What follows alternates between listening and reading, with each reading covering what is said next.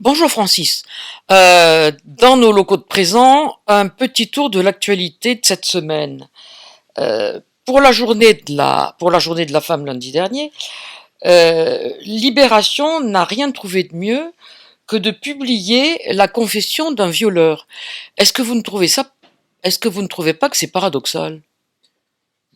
Non, ce n'est pas paradoxal de la part de Libération. Libération d'abord Libération a beaucoup de difficultés aujourd'hui, n'a plus beaucoup de lecteurs, et il a besoin de scandales pour remonter un peu la pente. Alors le scandale de la pédophilie, qu'il a beaucoup pratiqué, qu'il a beaucoup mis en valeur pendant des dizaines d'années, c'est quelque chose qui aujourd'hui pourrait lui revenir dans la figure assez violemment. Mais par contre, donner la parole à un violeur non repentant, c'est encore quelque chose qui est peut-être possible. Donc c'est leur pari, c'est de mettre ça en valeur. Maintenant, de la part de Libération, c'est quand même assez étonnant qu'il privilégie ce type de témoignage, alors qu'en parallèle, il faisait partie du chœur des pleureuses pour fustiger Valeurs Actuelles, par exemple, et le feuilleton de l'été dernier qui présentait un personnage politique français sous la forme d'une esclave, mais ce n'était qu'une parodie, un conte, une sorte. C'était un conte, oui. Oui, voilà. Je crois que ce qu'on peut dire de cette affaire, c'est d'abord ça. Oui. Ensuite, dans notre numéro du 9 mars, Martial Bild souligne que TV Liberté et CNews sont complémentaires. Mais est-ce que vous ne trouvez pas quand même que Bolloré marcherait sur nos plates-bandes? Alors effectivement, nous avons pas mal évoqué l'activité de CNews, et nous parlons aussi fréquemment dans Présent de TV Liberté.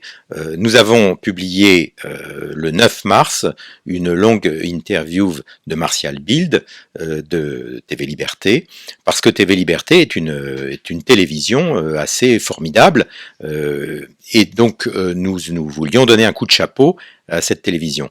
Quant à CNews, nous avons aussi beaucoup de raisons d'apprécier cette chaîne, et notamment les émissions de 19h avec Éric Zemmour et son équipe, et puis l'émission de Pro à 20h. Ce sont des émissions qui sont très regardées par nos lecteurs, et à juste titre. Alors maintenant, la question de savoir est-ce qu'il n'y a pas une télévision de trop entre TV Liberté et CNews, évidemment non, parce que ces deux organes d'expression, ces deux médias sont quand même relativement isolés dans leur liberté de ton.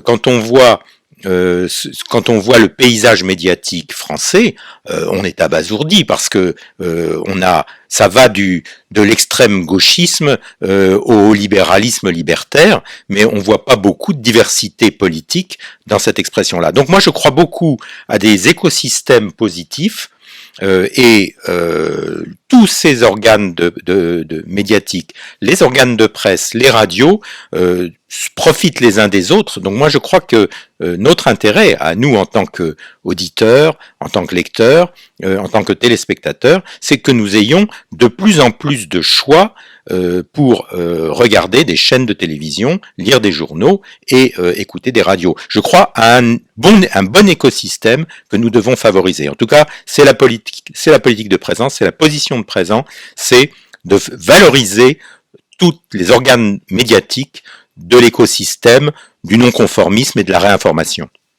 Oui. Et parlons mensonge. Mensonge, celui de la collégienne qui a provoqué la décapitation de Samuel Paty. Et est-ce que ce mensonge n'est pas symptomatique de la faillite de tout un système, que ce soit le système éducatif, enfin tous les systèmes dans notre pays sont en panne actuellement? Disons que là, c'est pas le problème de cette affaire, de ce mensonge de cette fille, et ce mensonge a coûté la vie à un enseignant, Samuel Paty. Le problème de ce mensonge, selon moi, c'est surtout le fait que les médias et les réseaux sociaux ont pris pour parole d'évangile ce que disait cette fille et ont favorisé l'assassinat de cet enseignant. Ça, c'est le premier problème. Le second problème, c'est que finalement, cette fille, en révélant qu'elle a menti, elle n'était pas au cours, elle n'a pas assisté au cours, et elle n'a pas été punie par son refus de regarder les caricatures de Mahomet, eh bien, ce mensonge mettait en cause en quelque sorte son père, puisque son père a relayé les mensonges de sa fille. Mais à partir du moment où on nous dit que cette fille a menti et où elle reconnaît qu'elle a menti, ça dédouane en quelque sorte son père. Or, je suis désolé, le premier criminel dans cette affaire-là, c'est son père, c'est celui qui, pendant toute l'enfance de cette fille, lui a enseigné des principes de haine. Et c'est ça qui est scandaleux. Alors, terminons avec l'affaire de Sciences Po. Affaire de Sciences Po Grenoble qui quand même aussi est un peu en lien avec le mensonge précédent. Et parlons de la responsabilité de l'UNEF dans cette campagne de haine, cette campagne de haine envers deux professeurs. Est-ce que vous ne pensez pas que l'UNEF devrait être dissoute au lieu de Génération Identitaire qui vient d'être dissout?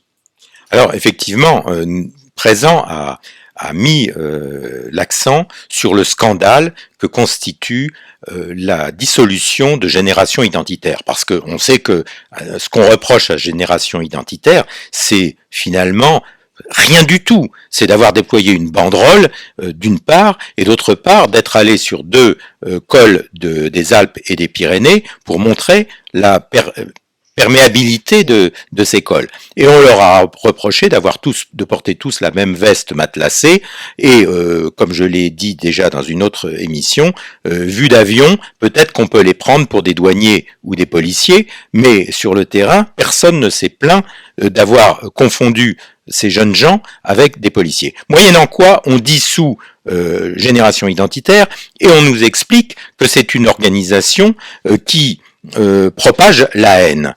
Eh bien, je suis désolé, lorsque l'UNEF met en cause deux enseignants de Sciences Po Grenoble, affiche leur nom, les fustige, les désigne à la vindicte des islamistes, des tueurs islamistes, eh bien, ça, c'est une position criminelle qui justifierait amplement la dissolution, qui justifierait la mise en prison des dirigeants locaux de cette organisation, pour le moins.